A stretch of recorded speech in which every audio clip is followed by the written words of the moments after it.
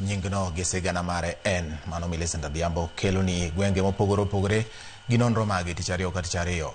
Kowere kod mano twadhi e kaunti ma Homa Bay kama sirikand kaunti ma Homa Bay medo yaw thuolo ne joket mwandu kaluwore kod ogirimiti mane giketo e kogno gi moko kuom kembe mag ji giwegi mar keto mwandu e kaunti no e kinde romo mar keto mwandu manobagi e kaunti ma Homa Bay higa mar 2024.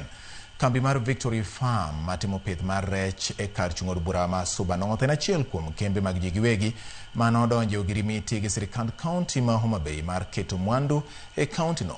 Kambi no koro biro tiyo kod lowo maromo eka 100 mantiere Homa Hills e Karachuonyo bura ma Karachuonyo mar gero log tich margi maduong' e lobno mantiere e dho wath ma doho kod gero kambi maduong' mar loso chiemb rech, jiwo pith mar rech e kind chenro mamoko maduto biro muonyo siling bilion 2.2.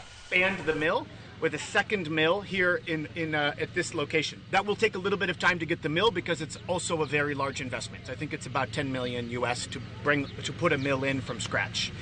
The next stage is to grow fingerlings. So we're putting in the plan is for this to be a very large research and hatchery for the fish side.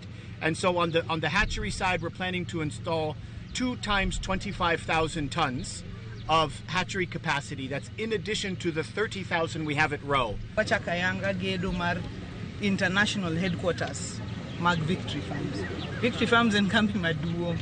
To koro headquarters gi e piny mangima dibedo kanam kae. Kaluwore gi investment conference mabe wabedo go kae higni 2 mokalo. E higni 5 mabiro wadhibedo ni tije ma joma tiya ka direct ji 400.